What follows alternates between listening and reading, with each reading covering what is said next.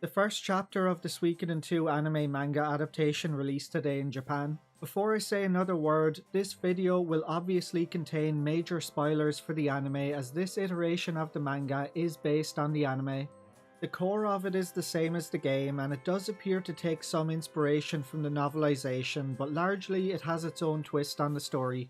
So if you don't want the anime to be spoiled for you, stop watching here. Again, this will contain major spoilers for the anime, so if you don't want the anime to be spoiled for you, stop watching. You've been warned, and if you watch beyond this point, it's entirely your own fault if you get spoiled. The first chapter covers up to Ryu and Joey jumping off the cliff into the river below, and this is likely going to be the first episode of the anime. Obviously, being a manga, many of the scenes are short and condensed. The anime will no doubt expand on each of them. The first page is a brief introduction of the two nations and their past conflicts. I'm not exactly sure why there's a griffin shown in the top panel, but he bears a striking resemblance to Feather. He plays no role in the chapter whatsoever, so his inclusion has me confused for now. The second page shows off some of the Unicorn Brigade talking about going home tomorrow. One of them mentions he was told he could end his sentry duty early tonight thanks to the ceasefire. Another mentions he can't wait to go home to see his mother, while another argues that he doesn't trust the city-states and he's prepared to die for Highland. In pages 3, 4 and 5, Ryu and Joey are out for a walk, talking about how they're out of uniform because they can't wait to go home. Ryu is holding an amulet, a good luck charm that Nanami gave him to keep him safe. Pages 6 and 7 are a flashback to Ryu and Joey joining the Unicorn Brigade after Genkaku died. Nanami was worried about them and didn't want them to join up, but she snuck over to watch their initiation. Pages 8 and 9 cover Ryu and Joey joking about how bossy and motherly Nanami is. In pages 10 and 11, Ryu and Joey smell smoke and make their way back to camp where Rowd is telling the members of the Unicorn Brigade to escape through the eastern forest. Ryu and Joey return to camp and Rowd tells them the city-states have launched a surprise attack and tells them to escape through the forest to the east. Pages 12 and 13 show the members of the Unicorn Brigade making their way to the eastern forest where they're ambushed. One of the youth soldiers tries to take charge and leads the way, telling the others to follow him, but he's hit in the neck by an arrow right in front of them. Pages 14 and 15 show Ryu and Joey making their way to the forest where they find a torch on the ground near a pool of blood. The ambushers are using the light of the Unicorn Brigade's torches to target them. The archer shown in this panel appears to be one of the Kage, possibly a young Watari. For those that don't know, Watari is a ninja from Suikoden 3.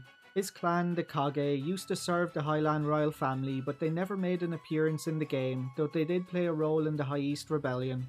I can't say for certain if it is Watari or one of the Kage, but I suspect that it is. Pages 16 and 17 show Ryu and Joey stumbling across a bloody massacre where they discover the bodies of the Unicorn Brigade. For anyone that may have had worries about the anime potentially toning things down, it doesn't appear that it will be. In fact, it appears to be even more brutal than the game. A survivor, a boy called Solace or Sorisu, comes running out of the trees calling out to Ryu and Joey. Solace is actually a character from the Suikoden 2 novelization, so this is a good sign that they may very well be incorporating aspects of the novel into the anime.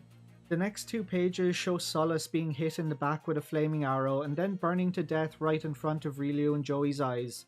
A rather gruesome death, but his death in the novel was pretty bad too.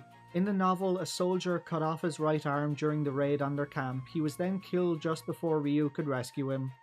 In pages 20 and 21, Ryu and Joey run back to camp to report the ambush to Rowd, and the unknown masked boy is told not to pursue them. They return back to camp only to discover Rowd standing among the men who attacked their camp with two survivors on their knees. In the next two pages, Rowd is talking about how the members of the Unicorn Brigade have all run into the ambush in the forest just as planned, and calling the two boys traitors before Luca beheads them. In pages 24 and 25, Luca spots Ryu and Joey hiding in the bushes and calls them rats.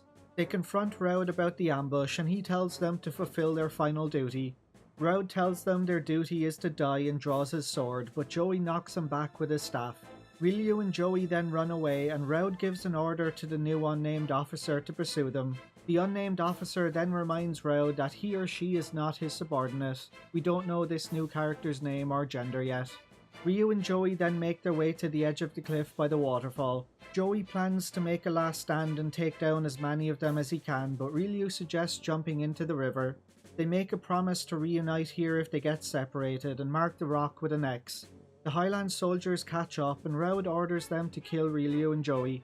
They fire a volley of arrows, but Ryu and Joey leap off the cliff into the river. And then the final pages are the creation myth about how the world began when Sword and Shield fought and shattered each other, with the 27 jewels that adorned them becoming the 27 true runes. And that's the first chapter. It's the same as the game, but it's different. The core and heart of the story is there, but there will be plenty of differences. Who do you think the griffin is at the beginning of the story? Surely it's got to be Feather. They wouldn't put a random griffin there for no reason. Who do you think the mystery masked boy that appeared is? Do you think he's Watari? And for all 5 of you who read the novels, are you happy to see Solace make an appearance, and what other aspect of the novel do you hope makes it into the anime? Thanks for watching guys, and I'll catch you on the next one.